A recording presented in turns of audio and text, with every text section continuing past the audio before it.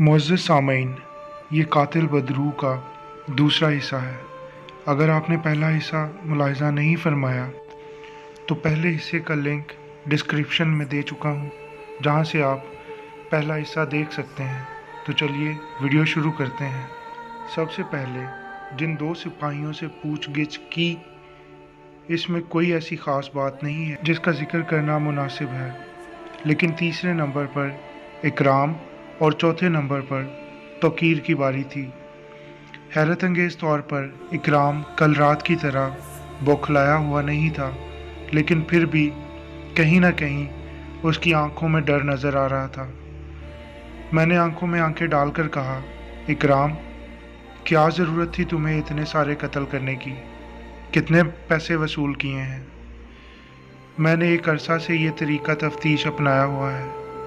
अगर आप किसी से सच उगलवाना चाहें तो इस पर इल्ज़ाम लगा दें और फिर आराम से बैठकर इसके चेहरे के तासरात तब्दील होते देखें।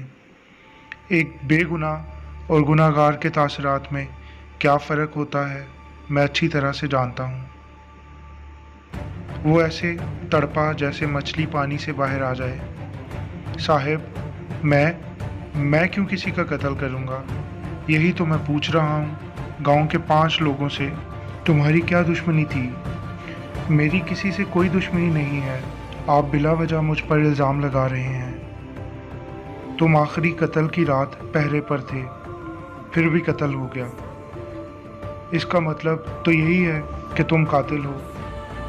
मैं इस रात पहरे पर नहीं था, तो फिर कहाँ थे? मैं अपने घर पर था। लेकिन तौकीर ने तो सब बता दिया है। इसके चेहरे पर कई रंग आकर गुजर गए। ये कैसे हो सकता है? वो तो खुद। मैंने आगे बढ़कर इसका गिरेबान पकड़कर एक झटका दिया। बोलो। मैं बेकसूर हूँ साहिब जी, मैंने कुछ नहीं किया। मैं तो बस अपनी जान बचा रहा था। अब्दुल्ला को इकराम का बयान लिखने का कहकर मैं तौकीर के पास आया। अगली बारी तौकीर की थी। मैंने जाते ही इसे बालों से पकड़ा और ज़ोरदार थप्पड़ मारा। शर्म नहीं आई तुम्हें मासूम लोगों का खून बहाते हुए? बोलो बोलो, कैसे मारा इन सबको? उसकी आंखें सुर्ख हो रही थीं। मैंने कुछ नहीं किया। तुम्हें क्या लगता है तुम्हारे पीर साहब तुम्हें बचाने आएंगे? वो खुद तुम्हारे खिलाफ बयान देकर जा चुके हैं। वो हैरान होकर मुझे देखे जा रहा था। अगरचा पीर साहब ने कोई बयान नहीं दिया था, लेकिन तौकीर से सच उगलवाने के लिए मैंने झूठ बोला। मैं भी जानता था कि ऐसे लोग गुर्बत से तंग आकर या अपनी जान जाने के डर से मुजरिमों के साथी बन जाते हैं। इनसे सच बुलवाना हो तो इन्हें यकीन दिला दें कि उनकी पुश्त पनाही करने वाले अब उनकी जान नहीं बचाएंगे। वो अभी तक खामोश था। देखो तौकीर, तुम शायद नहीं जानते, लेकिन मेरा ताल्लुक़ स्पेशल इन्वेस्टिगेशन ब्रांच से है। मैं जिसको जितने दिन चाहूँ गायब कर दूँ। कोई वज़ीर या मिनिस्टर भी ये हक़ नहीं रखता कि मुझसे सवाल करे। जिन लोगों के लिए तुमने जुर्म किया वो तुम्हें फंसा के बड़ी आसानी से निकल जाएंगे। तुम्हें कोई नहीं पूछेगा। मैंने किसी को नहीं मारा, लेकिन क्या? मैं जानता हूँ कि कातिल कौन है। कौन है कातिल? पीर साहब के आस्थाने पर रहने वाला इनका एक चेला। अगले कुछ लम्हों में तौकीर का बयान भी रिकॉर्ड किया जा चुका था। तौकीर और इकराम के बयान मिलते जुलते थे। दोनों ने ही कत्ल होते देखा और कातिल को भी। इसके बाद दोनों को कातिलों की तरफ से धमकाया गया। शायद आपको ये याद होगा कि मैंने अगले दिन तमाम जराइम पेशा अफराद की मुकम्मल तफसील तलब की थी। इसमें भी कुछ हौलनाक इंकशाफात सामने आए थे। इकराम और तौकीर के बयान में ये बात वाज़ह थी कि पीर साहब यके बाद दीगरे 5 लोगों के कत्ल के ज़िम्मेदार हैं, जिनमें से आखिरी कत्ल इकराम और तौकीर ने खुद देखा था। लेकिन इन्हें इस अंदाज से डराया और धमकाया गया कि वो डर के मारे खामोश हो गए। अब पीर साहब और इनके हवारियों को पकड़ने के लिए जाल बिछाना ज़रूरी था। जिन 2 सिपाहियों ने कत्ल होते देखा वो इस जुल्म की वजह नहीं जानते थे। हमें इंतज़ार करना था। अगली 4 रातें खामोशी से गुजर गईं। कोई हलचल नज़र नहीं आई। मैं भी अपने दफ्तर के काम छोड़कर यहाँ नहीं ठहर सकता था, इसलिए दिन में बाकी काम करता और शाम में सारी तफसील मालूम करता। 5वीं रात मैं चौकी पर ही था जब खुफिया तौर से नज़र रखे हुए सिपाहियों की तरफ से इत्तला मिली कि पीर साहब के आस्थाने से 2 लोग चादर में लिपटे हुए निकले हैं और कब्रिस्तान की तरफ गए हैं। हमारे लिए किसी और के कत्ल होने से पहले वहाँ पहुँचना ज़रूरी था। अगरचा वहाँ सिपाही पहरा पर मौजूद थे, लेकिन मैंने इन्हें छुपकर पहरा देने का हुक्म दे रखा था। गांव में ये बात मशहूर थी कि पुलिस वाले रूह के हाथों कत्ल हो जाने के डर से ड्यूटी नहीं करते, और ये खबर फैल जाना हमारे लिए अच्छा साबित हो सकता था। कुछ ही लम्हों बाद मैं और इंस्पेक्टर अब्दुल्ला वहाँ मौजूद थे।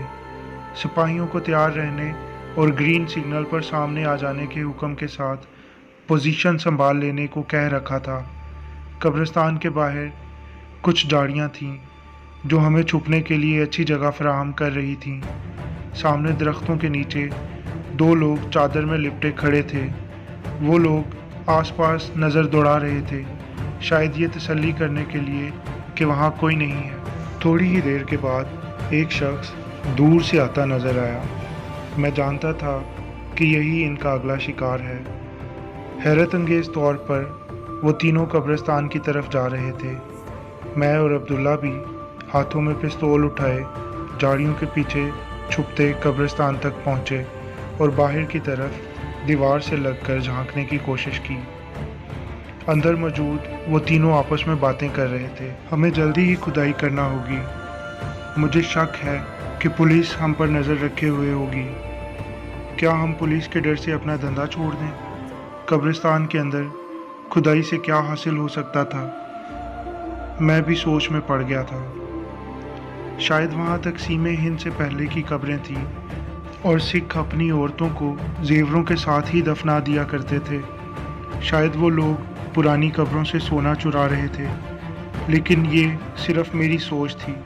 जो कुछ सामने आया वो मेरे अंदाजे से ज़्यादा हौलनाक था। वो लोग पुरानी कब्रों से इंसानी हड्डियाँ निकाल रहे थे। सिपाहियों को ग्रीन सिग्नल देकर मैं और अब्दुल्ला दीवार फलांग कर अंदर दाखिल हुए और हाथ उठा लो, तुम्हारा खेल ख़त्म हुआ कहते हुए हथियार उन पर सीधे तान लिए। सिपाही हर तरफ से घेर चुके थे। एक ने बेलचे से हमला करने की कोशिश की, लेकिन अब्दुल्ला इस पर काबू पा चुका था। सिपाही भी आगे बढ़ चुके थे और बाकी दोनों लोगों को हथकड़ियाँ लगा रहे थे। जब दोनों के चेहरे से नकाब हटाए गए तो जाने पहचाने चेहरे नज़र आए। गांव के अकीदतमंदों की जान, पीर साहब और इनके आस्थाने पर पाया जाने वाला इनका खासुल खास चेला, तीसरा शख्स शहर से इंसानी हड्डियां खरीदने आया था। इतने में मैंने अब्दुल्ला को पेशानी पर हाथ रखते और सर पकड़कर गिरते देखा। बज़ाहिर तो कोई चोट नहीं लगी थी, लेकिन टार्च की रोशनी में मुझे उसके हाथ नीले पड़ते नजर आए। मैं समझ गया था कि वो तीसरा शख्स अपना काम कर चुका है। अब्दुल्ला को फ़ौरन हस्पताल भिजवाया और ख़ुद वापस चौकी पहुंचा। वो सारी रात पीर साहब को ड्राइंग रूम की खसूसी सैर करवाते हुए गुजरी। सुबह होने तक सबके बयान रिकॉर्ड किए जा चुके थे। पीर साहब का असल नाम तौफीक था, जो यहाँ गांव में पीर साहब के नाम से ही मशहूर थे। शायद गांव के लोगों ने अज़रा एहतराम इनका नाम जानने की कोशिश नहीं की।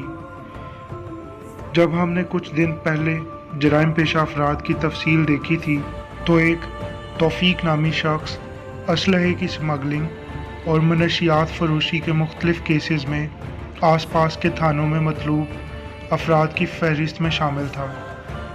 इस शख्स की जो तस्वीर मौजूद थी वो मुंडे हुए सर और बग़ैर दाढ़ी के थी, लेकिन एक चीज़ जिस पर मैंने गौर किया वो तौफीक नामी शख्स के चेहरे पर कनपट्टी के पास एक ज़ख़म का निशान था। जिस दिन मैं पीर साहिब के आस्थाने पर हाजिर हुआ था, उस दिन इनके सर पर बड़ी सी पगड़ी नहीं थी और हमारे अचानक पहुंच जाने से वो पगड़ी नहीं पहन सके। इसी वक्त मैंने वो ज़ख़म का निशान देख लिया था, लेकिन चेहरे पर लंबी दाढ़ी और सर पर लंबी जुल्फ़ों ने शक्ल ही बदल दी थी। अब पीर साहिब की दाढ़ी और सर मुंडवाए जा चुके थे और बालों के ढेर के पीछे से पुलिस को इंतहाई मतलूब तौफीक का चेहरा निकला था। असल में तौफीक असलहे और मनशियात की स्मगलिंग अब नहीं कर सकता था, क्योंकि पुलिस की तरफ से इसकी गिरफ्तारी करवाने के लिए इनाम था। अब जो तरीका इस शैतानी सिफ्त शख्स ने ढूंढा वो ये था कि किसी गांव में पीर बनकर ठिकाना बनाया जाए और लोगों के अंधे यकीन का फ़ायदा उठाया जाए। लोगों के एतकाद को ढाल बनाकर इसने नया शैतानी मंसूबा बनाया। तौफीक और इसका साथी रातों में पुरानी कब्रों से हड्डियां चुराते और इन्हें बेचते। इस मकरूह काम से मिलने वाला मुनाफा मनशियात फरोशी से ज़्यादा था। इन हड्डियों को ख़रीदने वाले भी ऐसे ही घटिया अफराद थे जो कि इन पर काला जादू करते या साइंसी तहकीक के लिए इन हड्डियों को महंगे दामों फ़रोख्त करते। मसला इस दिन हुआ जब पहले मकतूल को इनकी शैतानी फ़ेल का इल्म हुआ।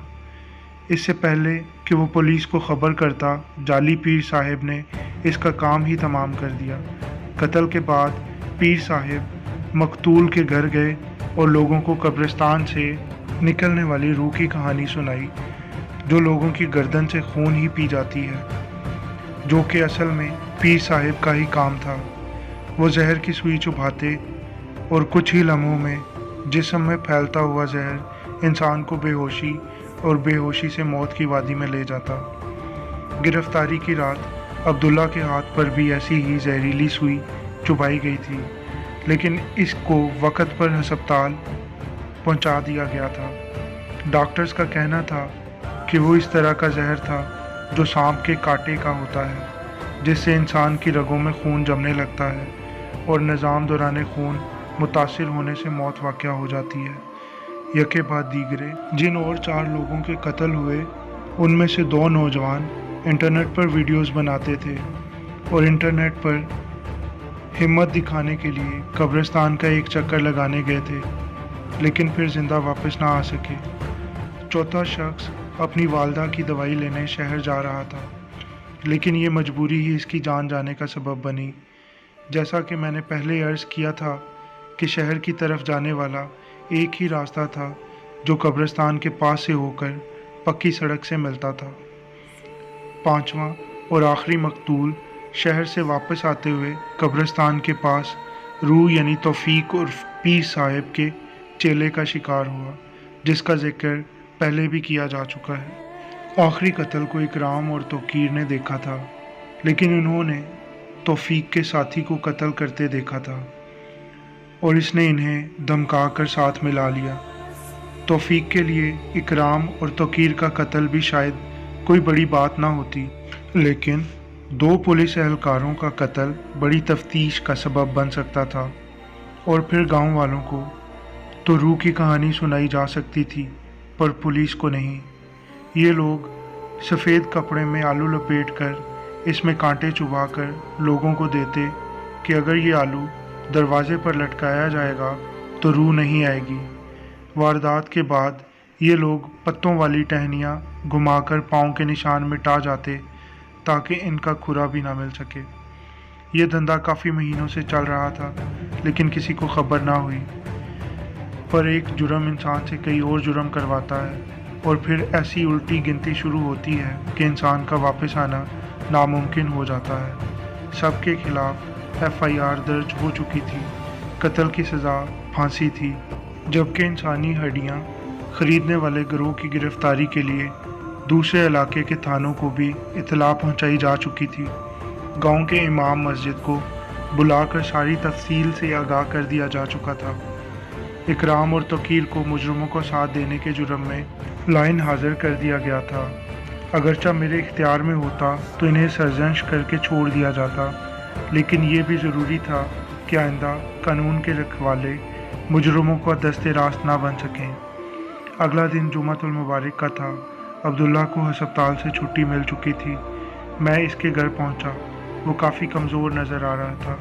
मुझे देखते ही उठने की कोशिश की, लेकिन मैंने इसे लेटे रहने का इशारा किया। वहाँ इसे केस की सारी तफसील बताकर जल्दी से सेहतयाब होने और अपनी ड्यूटी पर वापस आने की हदायत करके मैं गांव की जामे मस्जिद पहुंचा। इमाम मस्जिद खुतबा दे रहे थे। खुतबे के दौरान इन्होंने रूह की सारी कहानी खोलकर सामने रखी और लोगों को हिदायत भी दी कि अपने ईमान और अकीदे को इतना कमज़ोर मत करें कि वो किसी की भी बातों से बहक जाएं। एक हफ्ते बाद जब दोबारा इस गांव में जाना हुआ तो अब्दुल्ला चौकी में मौजूद था। मुझे देखते ही मुस्कुराया और सैल्यूट किया। और सुनाए इंस्पेक्टर अब्दुल्ला, आपके गांव में कोई नई रूह तो नहीं आई? वो हंस पड़ा। नहीं सर, और कोई नए पीर साहब भी नहीं आए और अब आएंगे भी नहीं। यकीन है कि नहीं आएंगे। जी सर, मैंने गांव के तमाम सरकर्दा अफराद को बुलाया और इनसे कहा कि मकामी तौर पर कुछ असूल बनाएं और इन पर अमल करें। ये तो बहुत अच्छी बात है। क्या असूल बनाए गए? गांव के लोग इस बात पर मुत्तफिक हुए हैं कि कोई भी शख्स बाहर से यहाँ रहने आएगा तो इसे सबसे पहले चौकी पर लाया जाएगा और इसके माजी की छानबीन की जाएगी, ताकि आइंदा कोई ऐसा मुजरिम पीर बनकर लोगों के अकायद और ज़िंदगियों से ना खेल सके। उस दिन वो गांव छोड़ते हुए मैं मुतमईन था, लेकिन काश गांव वाले ये सब पहले समझ लेते तो शायद इन्हें 5 कीमती जानों की कुर्बानी ना देनी पड़ती।